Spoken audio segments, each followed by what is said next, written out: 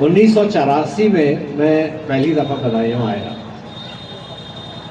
किसी को नहीं जानता था, कोई मुझे नहीं जानता था। मरहूम राजीव गांधी साहब का मेरे पास रात को 12 बजे फोन आया कि मैं चाहता हूं कि तुम बदायूं से चुनाव लड़ो। मैंने कहा मैं तो कभी बदायूं गया भी नहीं हूं। बोले नहीं, मैं चाहता हूं तुम बदायूं से चुनाव लड़ो। और सिर्फ 2 दिन रह गए थे नॉमिनेशन फाइल करने के। मैं यहां आया, इतना प्यार मिला मुझे,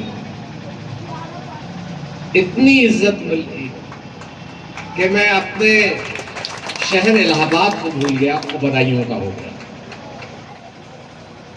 यहाँ के लोगों ने मुझे उठा के अपनी गोद में बैठा लिया, बहुत प्यार किया। और आज मैं ये बात आपको इसलिए कह रहा हूं, हाँ हो सकता है, हो सकता है। मैं हिंदुस्तान का सबसे कम उम्र वाला एमपी था जब मैं 84 में बना। ये बात मैं आपको इसलिए बता रहा हूं कि आज ये आपको अपनाने जा रहे हैं, ये आपको अपना बनाने जा रहे हैं। और उतनी ही मोहब्बत ये आपसे करेंगे जितनी मोहब्बत इन्होंने मुझसे की, आबे रजा से की। और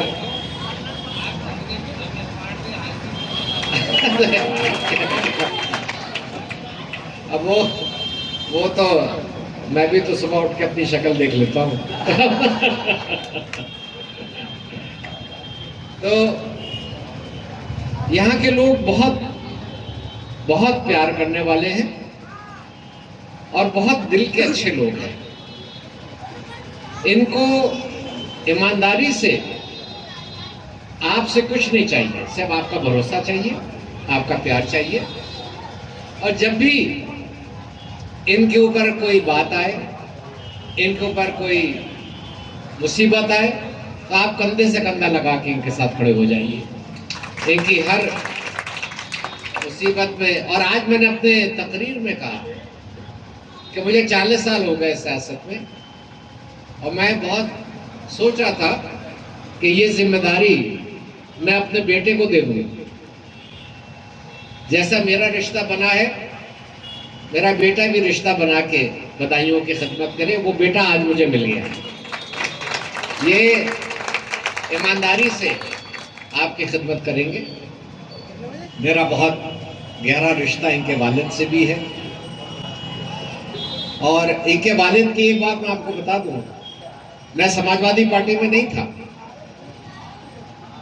और समाजवादी पार्टी की सरकार थी। जब भी मैं शिवपाल जी को किसी बात के लिए फोन करता था तो ये मुझसे नहीं कहते थे जी बताइए। उनका एक लफ्ज होता था हमेशा मुझसे, आदेश कीजिए, आदेश कीजिए। इतनी इज्जत दी उन्होंने मुझे, और किसी बात को कभी मना नहीं किया। उन्होंने ये नहीं देखा कि मैं किस पार्टी में हूं नहीं हूं, क्योंकि वो कहते थे, मैंने एक दफा पूछा तो मुझसे बोले क्योंकि आप आते ही हैं जायज कामों को लेके, मैं कैसे आपको मना कर सकता हूं। तो मैं आज आपसे एक बात कह के अपनी बात खत्म करूंगा कि ये जो माहौल आज हमारे मुल्क में चल रहा है, हिंदू मुसलमान का, नफरत का, इस माहौल को हमको खत्म करना है। और इस माहौल को बदायूं वालों ने शुरुआत कर दी खत्म करने की, जब फातिमा रजा को यहाँ से चेयरमैन बना के जिताया था। बहुत हिंदू वोट मिले थे फातिमा को, और मुझे तो बहुत खुशी हुई। और मैंने फिर आबिद से कहा, मैंने कहा आबिद, हम जो कुछ भी काम करें, हमें सबका काम करना चाहिए, क्योंकि सब ने हमको वोट दिया है, सब ने हमें प्यार दिया है। और मुझे खुशी इस बात की कि उसी तरह से इन्होंने जितना भी इनको पैसा मिलता है, जितना भी फातिमा को पैसा मिलता है, ये लोग ईमानदारी के साथ मोहल्लों में गरीबों की खिदमत में लगाते हैं। तो आज आइए हम एक वायदा करें अपने आप से कि हम इस नफरत की आग को मिटाएंगे, हम भाईचारे की सियासत करेंगे, हम ईमानदारी की सियासत करेंगे और हम ये कोशिश करेंगे कि जो आज भारतीय जनता पार्टी के लोग गंदे गंदे लफ्ज इस्तेमाल कर रहे हैं, गंदी गंदी तकरीरें कर रहे हैं, हम ना उस पर अपने आप पे असर होने देंगे।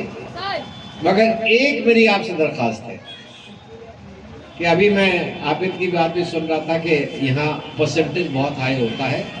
मैं चाहता हूँ कि परसेंटेज के रिकॉर्ड को तोड़ दीजिए और एक तरफा वोट डाल के आदित्य को अपना सांसद बनाइए। बहुत बहुत शुक्रिया।